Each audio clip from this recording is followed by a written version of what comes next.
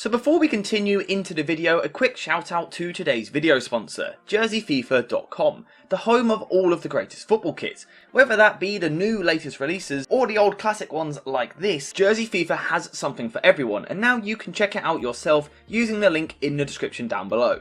And also make sure to use code JerseyFIFA for 10% off when you order. Hey guys, welcome back to the AJ Analysis channel, where again we have Manchester United match coverage in pre-season. Now, like we done for the game last week, this will not be a full-on in-depth breakdown of the tactical side of the game like what we would normally do during the season. Instead, I want to talk about some of the main things which I found quite interesting, some of the tactics we saw, and kind of things which Erik ten Hag is asking this current friendly side to do, which we might see kind of taken into the season. So that's what we're going to focus on today.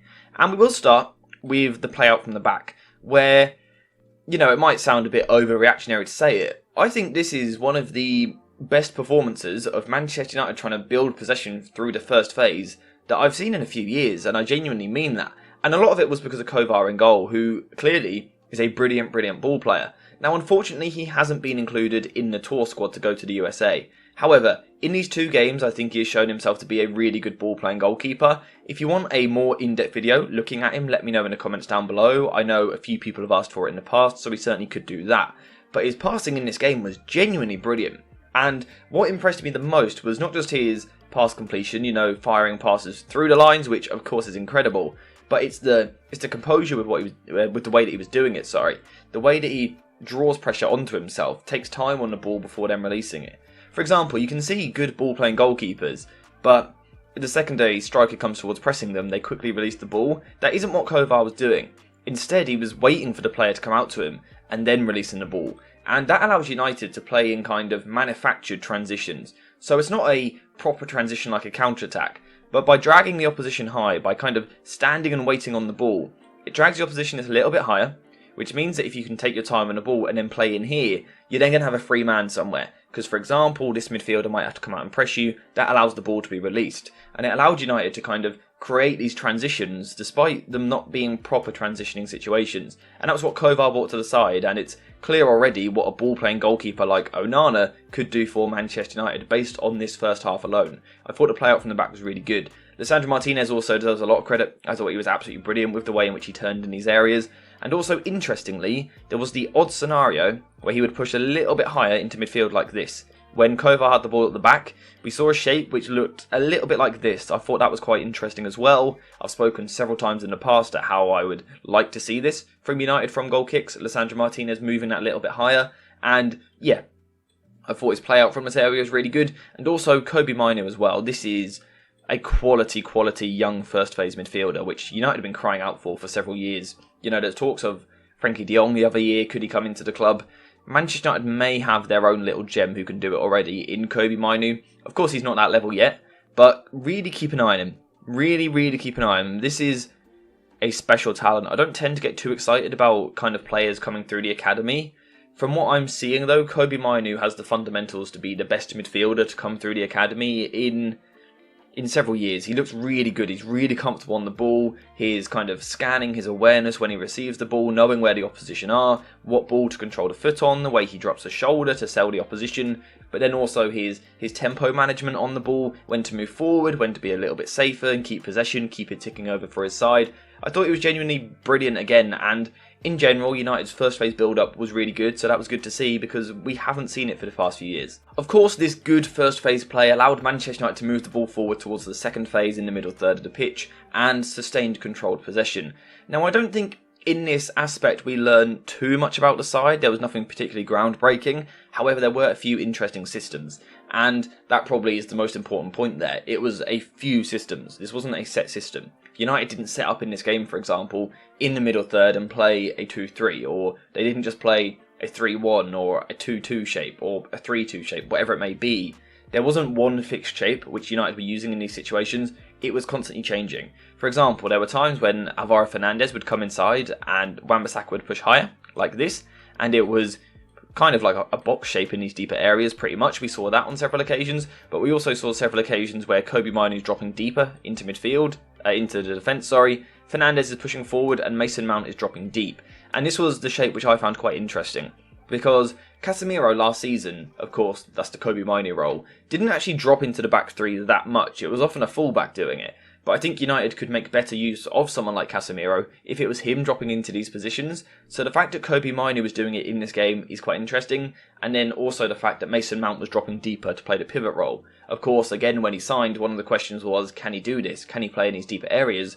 Well, he kind of answered that again in this game. And Ten Hag clearly sees him as the middle player. You've got your deep midfielder, you've got your attacking midfielder. Mason Mount is that sort of in-between player who's going to link the play, link the phases of play. And I thought he done well in this game again. Was there anything particularly impressive? Not exactly, but he was tidy on the ball, kept possession for his side, kept it ticking over, and got into a few nice little half spaces. I think what I also liked about this was the fact that the midfield kept the ball. This wasn't the ball being pushed forward for the sake of it. And that was more impressive because of the use of different systems. So for example, you're in a 3-1, like we've said already. It could also be a 2-3 shape, something like this. It could also be a 2-2 shape if Alvaro Fernandez moves in field. There's lots of different systems. And when you change system a lot, when you are rusty with it and not fully kind of sharp and clicking with it, it can lead to quite a disjointed performance. I didn't feel like we had that from Manchester United. I thought the players and the understanding of the zones that they were meant to be in was quite impressive. And it led to a really good ball retention side. If we look at the midfield, the passing percentages, Kobe Mainoo completed 94% of his passes, Hannibal Mejbri 100% of his, and Mason Mount 95% of his. Now again, on that Mason Mount point, people questioned, could he be a retention midfielder? 95% pass accuracy kind of suggests that he could. But if we compare that to what we were seeing with United last season, there were games where Casemiro, Eriksen and Bruno Fernandes averaged around 79%. So to have 94, 95 and 100% pass completion showed the technical ability in this team. This was a very technical side, which allowed them to move the ball forward. Now, having moved the ball forward, I felt that United had some of the same problems which they had last week. For example, Jadon Sancho up front, he's not a striker, so he's often coming deeper into these areas, and it left United without a focal point during the first half. No one really leading the line. There wasn't a focal point for the attack, and it leads the team kind of looking like they lack direction at times. The other interesting thing was the use of the wingers. When the lineup came out, I wondered if Ahmad would start up front, Sancho on one wing, Antony on the other. But instead we saw Sancho up front, Antony and Ahmad on the wings, and it was particularly interesting seeing Antony on the left wing, because we know that he is quite one-footed, very left-footed, which means when he plays on the right-hand side, like this, he's often coming infield. However, when he plays on the left-hand side, he's looking to go outside more, or so you might expect. But actually he was looking to kind of get in his left half space, with Fernandes pushing around, so that was another interesting little pattern. But what I also enjoyed was the usage of swapping the wingers. Of course, Antony isn't in his natural position here. His natural position is on the right wing, but Ahmad is already over there. So it's good to see them kind of interchanging during the half, and I think that's something which United should do more as they head into the season. If Rashford and Antony are the wingers, why not swap them for a 10-minute spell and offer something different, a different threat, something different for the fullbacks to think about? I think it's something which United should do a little bit more. But in general, the attacking play was a little bit stale. Players clearly just not quite sharp enough. In the final third is where the sharpness is the most important. Can you kind of knit together a nice little attack to squeeze through a defence, which, you know, is a pretty good Lyon side as well, considering. So United's attacking play still wasn't great, but the patterns we saw to get the ball there towards the final third were quite good. I also thought United were good from the counter press as well, and that's probably where most of their chances came from. When they lost possession, they quickly looked to pounce forward and win the ball back. And I mean, they should have scored 2 goals in the first, if not 3 goals really, in the first 8 minutes of the game. United were creating chances by pressing high up the pitch and turning the ball over. And again, Hannibal and Mason Mount deserve a lot of credit for that. I thought they were good in those areas once again. But United just lacked, in that first half in particular, someone to finish it off. So again, we then saw changes at half-time, which kind of changed the dynamic a little bit. Now, I don't want to talk about every single change that we saw, just because I don't think it's particularly necessary in this game, because there weren't that many standout performers. However, there were still a few interesting points. One of those being the introduction of Joe Hugill up top.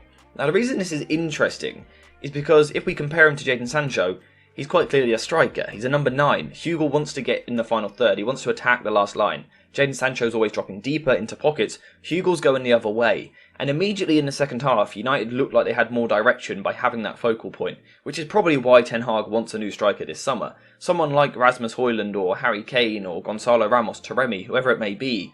A clear focal point for the side. Someone who leads the attack, spearheads the attack, because the team looks better when they have that. Because someone like Hugill goes this way. And what that does is it drags the defenders back a little bit, which then creates room for others to attack. And in terms of other players attacking that, I thought Donny van de Beek's movement was really good in this game. Of course, got himself the goal. Very emotional in his celebration. It was nice to see him get on a score sheet. Do I think he has a future at Manchester United? Possibly not, but hopefully he can go somewhere else and get a lot of game time, because he is such a good footballer. He deserves to play somewhere. I don't think United can offer him that. It hasn't quite worked for one reason or another, but I thought he played well when he came on in the second half and attacked the space really well. But it was the fact that Hugo, being a natural number 9, was creating that space for players behind him. That was the important point here. And then the other player I want to talk about, Dan Gore, who I thought genuinely was absolutely phenomenal. I thought he was pretty good in the first game last week. When he came on in the second half, I thought he had a good impact. But in this game, he kind of took his game to a different level. He had press resistance, he was receiving the ball in these areas and turning some very physical midfielders from the Lyon side. He was kind of rolling them in these positions and playing the ball forward. He had this element of ball carrying, stepping forward with the ball, which was good to see, trying to drive through the pitch, but also his incisive passing. He was moving the ball through the lines with a really good speed and verticality to his play. So Dan Gore, I think, really impressed. He also offered something in the final third as well. It was him getting the assist for Donny van de Beek with this kind of clipped cross back towards Donny with a really good finish.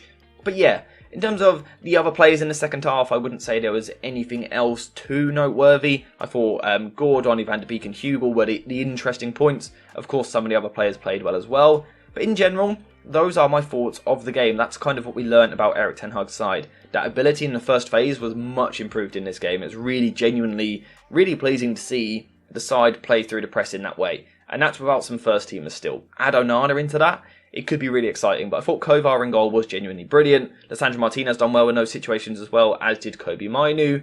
The possession shapes were then interesting. The use of a 2-3, sometimes a 2-2, sometimes a 3-1. Mason Mount sometimes the pivot. Kobe Mainu in defence, the fullbacks pushing higher, but also different patterns, seeing them move the other way around. That was good as well. Pass completion was good in the midfield, to keep the ball for the side, not rushing it, instead managing the tempo, which was good to see. But that sharpness in the final third isn't there at the moment, and it still needs a focal point. Those are kind of my concluding thoughts from this particular game. But let me know what you thought in the comments down below. What players impressed you? Was there anything which concerned you a little bit maybe as well? Let me know what you think. But apart from that, thank you guys for watching. I hope you have enjoyed it. And as always, I'll see you in the next one.